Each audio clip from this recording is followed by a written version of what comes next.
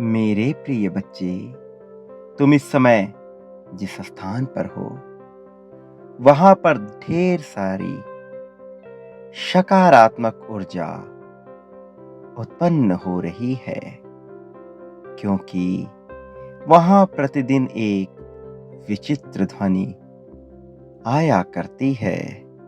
एक अलग ध्वनि सुनाई देती है और उस ध्वनि से निकलने वाला जो तरंग है वो तुम्हारे चारों तरफ फैला करता है।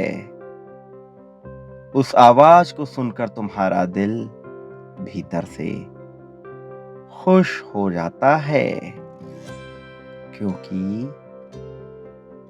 वो संकेत होता है ऐसी खुशियों का जो तुम्हारे आसपास की सभी गंदगी को मिटा देगा। मेरे बच्चे, जब आसपास नकारात्मक ऊर्जाओं का वास होता है तो तुम्हारा दिल रोने का करता है। तुम्हारा किसी कार्य में मन नहीं लगता। तुम दिन भर बेसुध होकर बैठे बैठे पुरानी अनावश्यक बातों को सोचते रहते हो। तुम्हें कुछ भी सूझता नहीं है।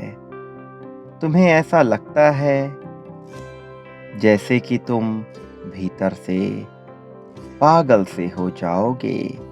लेकिन अभी तुम जहां पर उपस्थित हो, जहां मौजूद हो, वो स्थान अब दिव्य शक्तियों से भर रहा है। वो स्थान अब दिव्यता से युक्त हो रहा है और तुमको इसी के लिए चुना गया है। मेरा आशीर्वाद तुम्हें प्राप्त हो चुका है। मेरा आशीर्वाद ग्रहण करके तुम आगे की दिशा की तरफ बढ़ो और अपने जीवन को सकारात्मकता का मोड़ दे दो।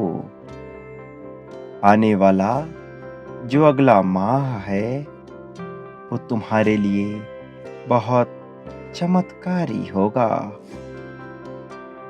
मेरे प्रिय, ये संदेश यदि तुम अंत तक सुनते हो तो तुम ये जान लो कि तुम्हारे जीवन में चमत्कार होते अब ज्यादा समय नहीं लगेगा। तुम्हारा जीवन अब चमत्कार से भरने वाला है, क्योंकि मैं आ रहा हूं तुम्हारा हाथ थामने, तुम्हारे संपूर्ण जीवन को सुधारने के लिए, तुम्हारे स्वास्थ्य में बहाल करने को, तुम्हारे खुशियों को बढ़ाने को। मैं इस संसार का निर्माता हूँ, सर्वशक्तिमान हूँ। मैं तुम्हारी सारी उम्मीदों और इच्छाओं को पूरा करूँगा। अब तुम मुझसे अपनी इच्छा बताओ और उसके बाद मैं टटोलूँगा कि क्या वो इच्छा तुम्हारे लिए उचित है, सही है या अनुचित है। मेरे प्रिय, यदि वह इच्छा सच में तुम्हारे लिए सही है, तुम्हारे लिए प्रगतिवर्धक है, तो ही मैं उसको तुम्हारे जीवन में पूर्ण करूँगा, उसे तुम्हारे जीवन में लेकर आऊँगा। अन्यथा मैं तुम्हारी वो इच्छा पूर्ण नहीं करूँगा और उसमें देरी होगी। मेरे प्रिय बच्चे, अभी तुम उस इच्छा के लिए बिलख रहे हो, ये सही है। लेकिन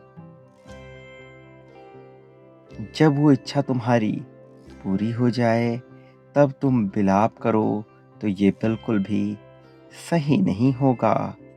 मैं नहीं चाहता कि मात्र एक इच्छा पूर्ण होने से तुम्हारा संपूर्ण जीवन बदल जाए, गलत दिशा में चला जाए और तुम सारे जीवन ये सोच कर रो कि ईश्वर ने मेरी किस्मत में क्या-क्या दिन लिख दिए हैं। मेरे प्रिय, तुम्हारा अभी रोना ठीक है, लेकिन यदि तुम बाद में रोते हो तो ये बहुत गलत होगा। मैं चाहता हूँ कि तुम सदैव खुश रहो, सदैव खुशियों को आकर्षित करो। तुम्हारी आंखों से एक भी आंसू ना गिरे, क्योंकि तुम मेरे ही अंश हो। तुम मुझसे भिन्न नहीं हो। मैं तुम्हारा पिता हूँ और मैं कदापि ये नहीं चाहता कि तुम मेरे सम्मुख खड़े होकर अपने जीवन को कोसो, अपने जीवन का रोना रोते रहो।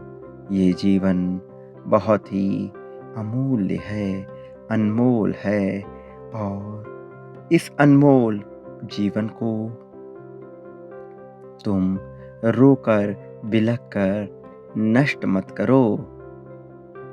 तुम्हें आने वाले समय में, यानी कि अगले माह में, बहुत अचंभित कर देने वाली चीजें मिलने वाली हैं। अब वो आएगा तुम्हारे जीवन में जिसके देखे बगैर तुम एक पल भी रह नहीं पाओगे। तुम जब उसे देखोगे तो खुशी से फूले नहीं समाओगे और सबसे अपनी खुशियाँ जाहिर करोगे, और उससे भी तुम अपनी खुशी के बारे में बताओगे। लेकिन एक बात का ध्यान रखना, ज़्यादा खुशियों का प्रचार मत करना, क्योंकि ऐसा करने से मनुष्य की खुशियों में खलल मच जाती है। उसकी खुशियों को नज़र लगाने वाले और उसका भला ना चाहने वाले उसकी राह में रोड़ा लगाने, उसकी राह में दिक्कतें पैदा करने आ जाते हैं। तुम्हारी खुशियों पर ग्रहण लगाने आ जाएंगे। इसलिए तुम्हें खुश तो होना है, लेकिन अपनी खुशियों का जरा भी प्रचार नहीं करना है। मेरे प्रिय, मेरा आशीर्वाद सदैव तुम्हारे साथ है। तुम मेरे आने वाले संदेशों की प्रतीक्षा करना। जो तुम्हारे अपने हैं, केवल उन्हें ही अपनी खुशियों का जिक्र करना।